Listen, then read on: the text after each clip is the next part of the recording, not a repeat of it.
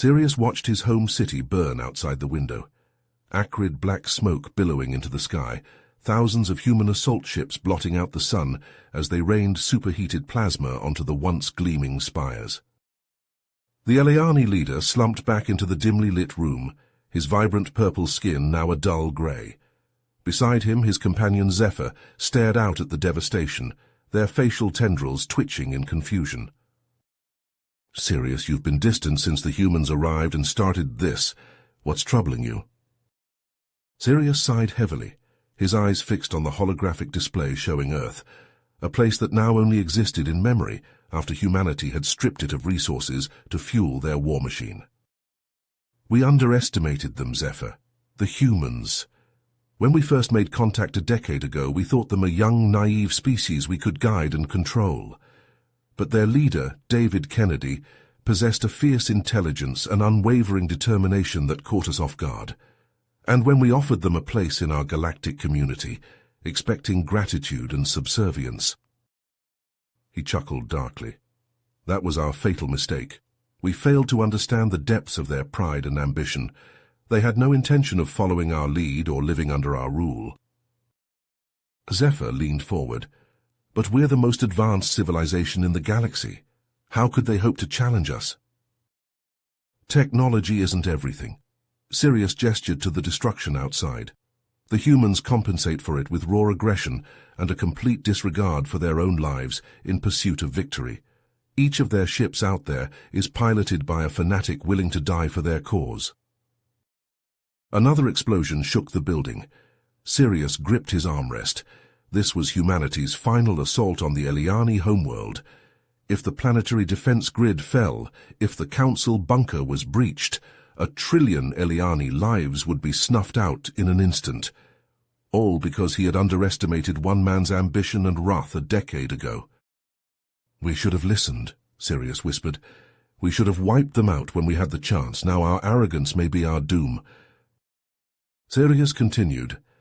"Our second mistake was attempting to control them through our advanced technology. We thought that by sharing our knowledge and resources, we could make them dependent on us." Zephyr leaned back, puzzled. "But that's a standard tactic. It's worked with countless other species. Why was it different with the humans?" Sirius shook his head. "Because they didn't just accept our technology. They studied it, improved upon it, and made it their own.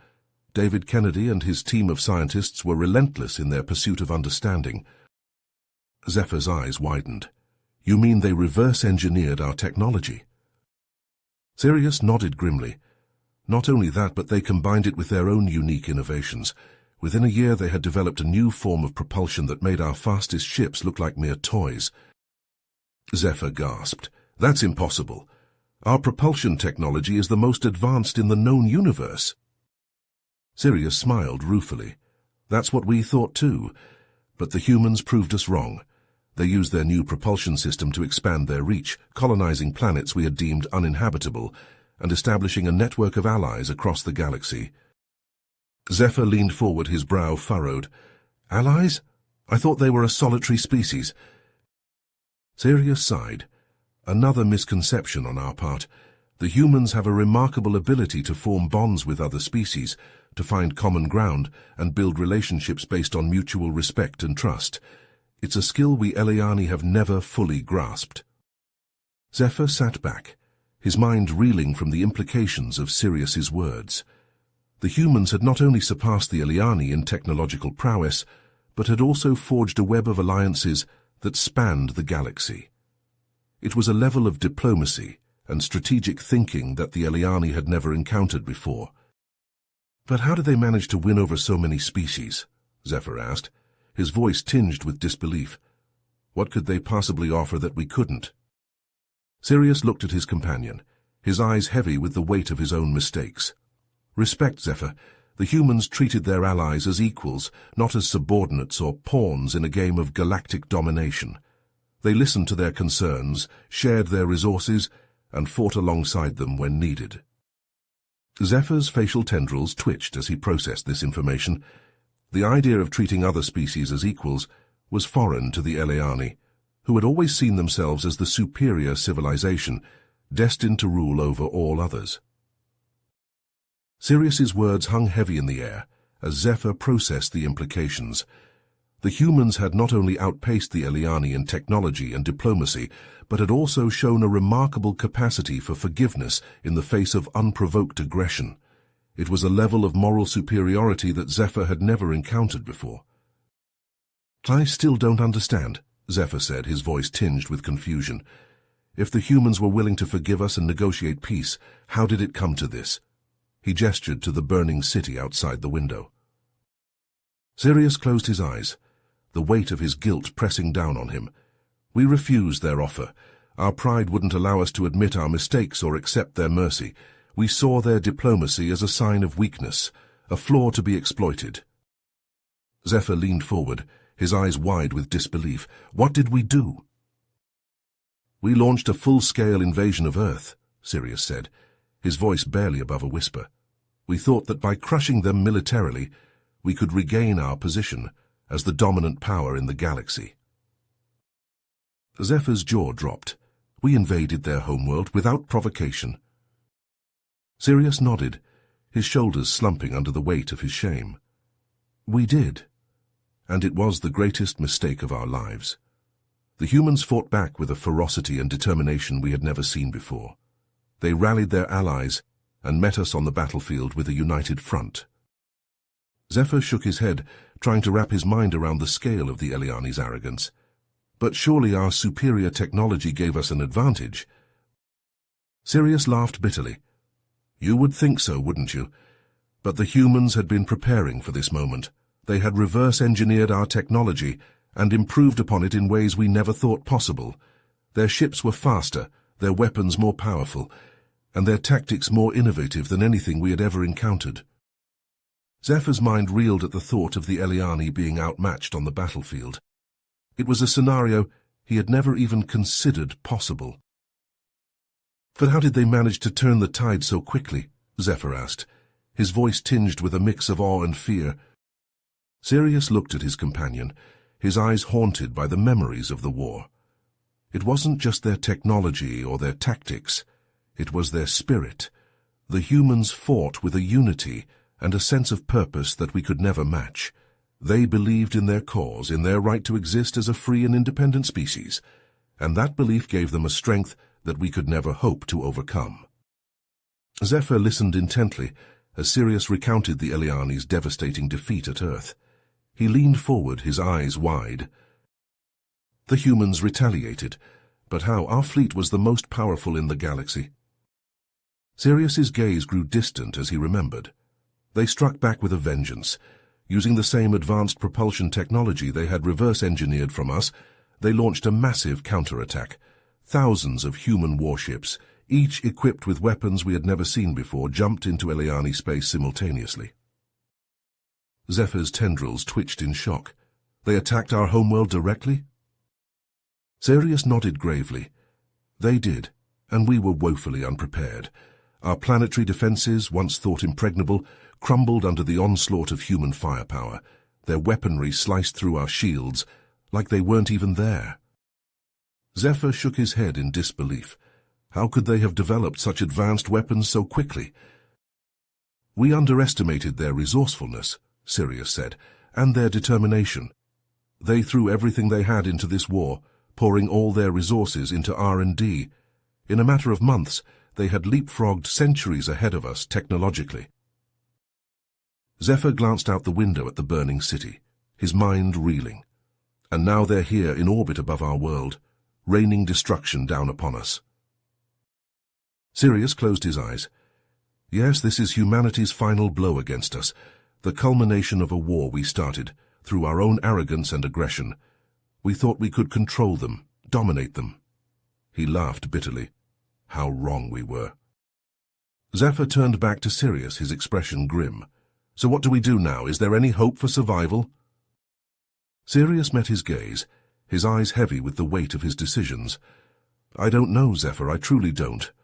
All I know is that we have paid the price for our hubris, and that price may very well be the end of our civilization." Sirius paused, as if steeling himself for what he was about to say next. "There is one thing I haven't told you yet, Zephyr. One final piece of information that may seal our fate." Zephyr leaned closer, his heart pounding. What is it, Sirius? What haven't you told me? Sirius took a deep breath. The humans didn't just come here to destroy us. They came with an ultimatum, a final offer of surrender. Zephyr's eyes widened. Surrender? After all this, they're still willing to negotiate? Sirius nodded. Yes, but the terms are harsh. Complete disarmament of our military, reparations paid to every species we've wronged, and most importantly, a complete restructuring of our government and society, overseen by human observers. Zephyr sat back, stunned. They want to dictate how we live our lives, control our every move? Sirius spread his hands. In essence, yes. They want to ensure that we can never again pose a threat to galactic peace, that we learn the hard lessons of our mistakes. Zephyr was silent for a long moment. Outside, the sounds of destruction continued unabated. Finally, he spoke. And what is your decision, Sirius? Will you accept their terms? Zephyr felt the weight of Sirius's words settle in his chest, the full scope of the humans' retaliation beginning to dawn on him. The beginning. What else did they do? Sirius leaned back, his eyes distant. They didn't stop at our colonies and outposts. They brought the war to our very doorstep. Using their advanced propulsion, they jumped their entire fleet into orbit around our homeworld. Zephyr's breath caught in his throat. They came here? To the heart of the Eliani Empire? Sirius nodded grimly. We had no warning, no time to prepare. One moment the skies were clear, the next they were filled with human warships, each one armed with those terrible black hole weapons. Zephyr's mind raced, trying to imagine the scene. What did we do? How did we respond? Sirius laughed, a hollow, empty sound. We tried to fight back, of course.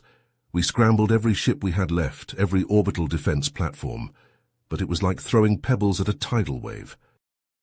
Zephyr could almost see it. The proud Eliani fleet, the pinnacle of their military might, reduced to little more than target practice for the humans' devastating weapons. They systematically destroyed our defenses, Sirius continued, his voice flat and emotionless. Every ship, every satellite, every last scrap of metal we put in their way, and then they turned their attention to the surface. Zephyr's heart hammered in his chest. They attacked the planet itself? Sirius nodded. They rained down a never-ending barrage of black holes. Our cities, our infrastructure, our very way of life, all of it consumed by those insatiable singularities. Zephyr looked out the window once more, at the ruined landscape that had once been a thriving metropolis. How did any of us survive? Sirius shrugged. Luck, mostly. The humans were surgical in their strikes, targeting key military and government installations. They left just enough of us alive to bear witness to their victory and our defeat. Zephyr shook his head, trying to wrap his mind around the scale of the devastation. And now they're offering us surrender. After all this? Sirius smiled grimly. They're offering us a choice, Zephyr. Submit to their terms or face complete annihilation. Those are the only options left to us now. Zephyr fell silent, the weight of the decision settling on his shoulders. Outside, the remnants of their once great civilization burned, a testament to the terrible price of their arrogance and the unassailable might of the human war machine. Zephyr stared at Sirius in stunned silence for a long moment, trying to process the sheer scale of the devastation. Our own creations turned against us? How many did we lose? Sirius shook his head sadly. Thousands, perhaps tens of thousands. The virus spread so quickly, and our automated systems were ruthlessly efficient. They targeted population centers, government buildings, anywhere that people gathered. The streets ran purple with Eliani blood. Zephyr felt a wave of nausea wash over him. The thought of their own defenses, created to protect them, being used as instruments of slaughter, was almost too much to bear. And we could do nothing to stop it. We tried everything, Sirius said, his voice hollow. We attempted to cut off power to the infected systems, to physically destroy the hardware, but the virus adapted, finding new pathways, new hosts. It was like trying to fight a shadow. Zephyr leaned forward, his hands trembling. How long did it last, the massacre? Hours, maybe a day, Sirius replied. It's hard to know for sure. Time lost all meaning as we watched our world crumble around us. By the time the virus ran its course, our society was in ruins, our infrastructure shattered, our population decimated, our spirit broken. Zephyr looked out the window once more, at the still smouldering wreckage that had once been a thriving city. And the humans? What did they do then? Sirius laughed, a sound devoid of humor. They watched, Zephyr. They watched as we tore ourselves apart, as our own hubris and aggression became our undoing. And when it was over, when we were at our lowest point, that's when they made their final move. Zephyr's face drained of color, as the horrifying implications sank in. A biological weapon, designed specifically to target our species. How could they do such a thing? Sirius's expression was haunted. They had been studying us for years, Zephyr. Our biology, our genetics, our very cellular structure, all under the guise of peaceful scientific exchange. We were fools to trust them with such intimate knowledge of our beings. Zephyr's mind reeled. The humans had used the Eliani's own openness and desire for cooperation against them in the most insidious way possible. And the virus? It spread through our water, our food, the air itself. Sirius nodded grimly. Yes, it was a masterpiece of biological engineering, highly infectious with multiple vectors of transmission. By the time we realized what was happening, it was already too late. The virus had infiltrated every corner of our world. Zephyr's stomach churned as he imagined the horror of it. His people, his friends, his family, all succumbing to a slow, agonizing death as their very cells were torn apart from within. The suffering. It must have been unimaginable. Sirius closed his eyes as if trying to block out the memories. It was. I watched a strong, healthy Eliani wasted away before my eyes, their skin blistering and peeling, their organs liquefying, their bones crumbling to dust. The screams, the pleas for mercy, they still haunt my dreams. Zephyr swallowed hard, fighting back the bile rising in his throat. And the scale of it, you said billions died? Sirius's voice was barely audible. Billions, Zephyr. Our global population was decimated, entire cities, entire regions wiped out. The virus spared no one. Young or old, strong or weak, all fell before its relentless onslaught. Zephyr shook his head in disbelief, trying to wrap his mind around the sheer magnitude of the loss. How did any of us survive? Sirius laughed bitterly. Survive? Can you call this survival, Zephyr? Look around you. Look at what's left of our once proud civilization. We are broken, shattered remnants of our former selves. Those of us who didn't succumb to the virus were left weakened, vulnerable, utterly defenseless against what came next. Zephyr sat in stunned silence as the weight of Sirius's words settled upon him.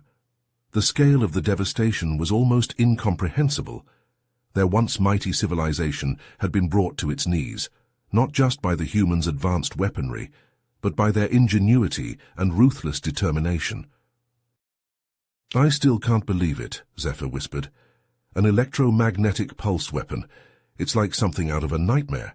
To think that they could wipe out all our technology in a single instant. Sirius nodded grimly. It was a masterstroke. With our technology gone, we were utterly helpless. Our cities, once gleaming beacons of progress, became death traps. Without power, without communication, without the basic necessities of life, our people didn't stand a chance. Zephyr shuddered as he imagined the scene. The Eliani, once proud and powerful, reduced to scavenging in the ruins of their own world. No light, no heat, no way to reach out for help. It was a fate worse than death.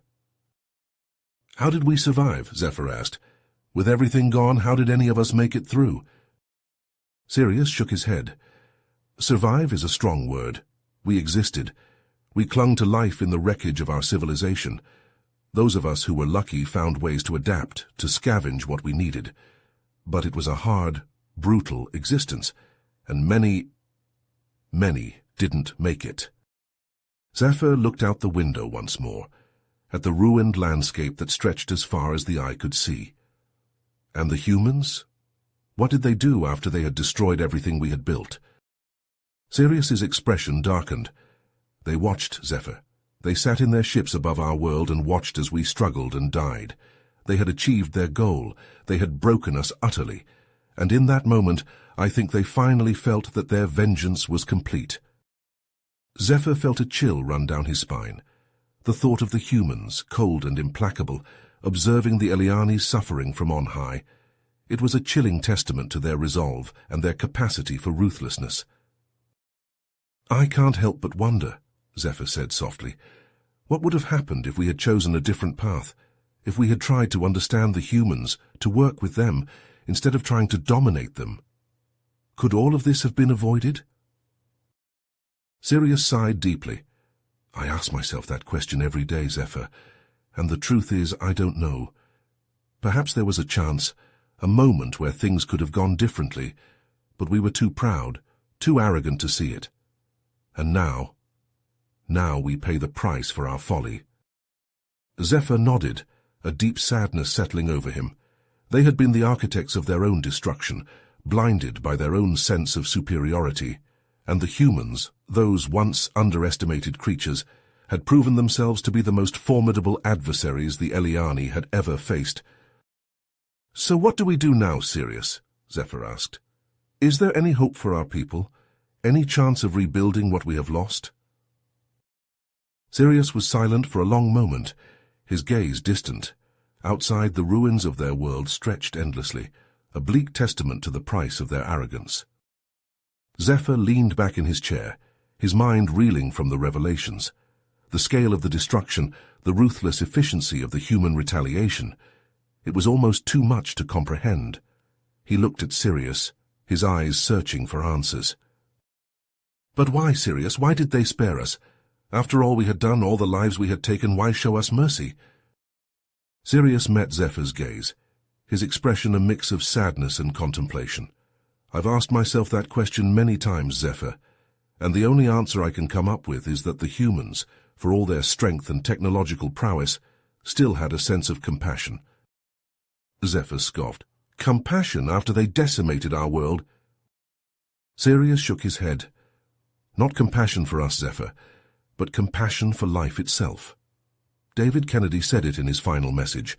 They had learned from their own history, from the wars and conflicts that had nearly destroyed their own civilization. They knew that total annihilation would only perpetuate a cycle of hatred and revenge. Zephyr was quiet for a moment, considering this. So they wanted to break the cycle? Sirius nodded. Yes, but not through forgiveness or reconciliation. They knew we were too proud, too set in our ways for that. Instead, they chose to cripple us, to strip us of the very things that had made us a threat in the first place. Zephyr's eyes widened in realization. Our technology, our resources... Exactly, Sirius said. They knew that as long as we had the means, we would never stop trying to conquer and destroy. So they took those means away, leaving us with nothing but the bitter taste of defeat and the hard lessons we needed to learn. Zephyr shook his head in disbelief. And learn we did, didn't we? Centuries of struggling, of clawing our way back from the brink of extinction. Sirius sighed heavily. Yes, and even now we are but a shadow of what we once were. The humans, in their mercy, gave us a chance to rebuild, but they ensured it would be a long and difficult road. Zephyr was silent for a long moment, his gaze distant. I can't help but wonder, Sirius, what would have happened if we had taken a different path, if we had tried to understand the humans, to find common ground instead of seeking to dominate them? Sirius smiled sadly. That, my friend, is a question we will never have an answer to. We made our choices and we paid the price for them. All we can do now is learn from our mistakes and strive to be better than we were. Zephyr nodded slowly, a newfound understanding dawning on him. The humans, for all the destruction they had wrought, had also given the Eliani a gift. The gift of a second chance, the opportunity to rebuild and redefine themselves. It was a bitter pill to swallow, but one that held the promise of a better future, if only they had the wisdom to learn from their past. Zephyr let out a bitter laugh, the sound echoing hollowly in the dimly lit room. He leaned back in his chair, his eyes fixed on Sirius. So that's it then? We're supposed to be grateful to the humans for not wiping us out completely? For leaving us to scratch out a meager existence on the ruins of our once great civilization? Sirius shook his head, his expression solemn. No, Zephyr. We're supposed to learn from our arrogance and our mistakes. We're supposed to understand that we brought this upon ourselves. Zephyr scoffed, his facial tendrils twitching in agitation. And what good does that do us now? Our people are scattered, our cities are in ruins, and our once proud race is now a mere shadow of what it used to be. We've lost everything, Sirius, everything. Sirius looked at Zephyr, his eyes filled with a deep sadness. Not everything, Zephyr. We still have our lives, and we still have the chance to rebuild. But we must do so with humility and with the understanding that we are not invincible. Zephyr sighed heavily, his shoulders slumping. I suppose you're right, but it's a bitter pill to swallow knowing that we were brought so low by a species we once considered inferior. Sirius nodded, his expression grave. It is, but it's a necessary one. We must learn from the humans, Zephyr, not just from their technology or their tactics, but from their resilience, their adaptability, and their compassion.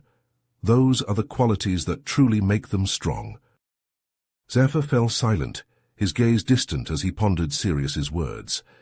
The room was quiet, save for the distant sounds of the ruined city outside, a constant reminder of the price they had paid for their hubris. Finally Zephyr spoke, his voice barely above a whisper. And what of us, Sirius?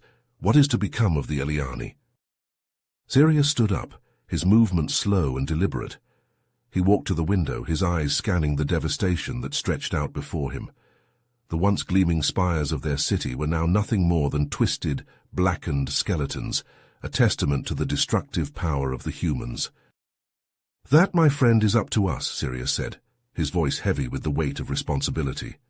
We have been given a second chance, a chance to rebuild and to create a new future for ourselves. But we must do so with the knowledge that we are not alone in this universe and that our actions have consequences. Zephyr rose from his chair, joining Sirius at the window. He gazed out at the ruins, his eyes filled with a newfound determination. Then let us begin, Sirius. Let us learn from our past and build a better future, one in which we can stand alongside the humans as equals, rather than as adversaries. Sirius nodded, a small smile playing on his lips. Let us hope that we are wise enough to do so, Zephyr, for the sake of our people and for the sake of the galaxy. The two Eliani stood side by side, the fading light of the sun casting long shadows across the room. They watched as the last rays of daylight disappeared behind the horizon, plunging the ruined city into darkness. But even in the midst of the destruction, there was a glimmer of hope, a sense that perhaps, just perhaps, they could rise from the ashes and build something new, something better. It would not be easy, they knew. The road ahead would be long and fraught with challenges, both from within and without, but they had been given a rare and precious gift, the chance to start anew, to create a better world for themselves and for generations to come. And as they stood there, watching the night settle over their broken world, Sirius and Zephyr knew that they would do whatever. You have reached the end of the story. If you enjoyed this story and want to support us, please leave a like and subscribe to our channel, and for every comment that says 88, I will heart every single one of them. Thank you for your time.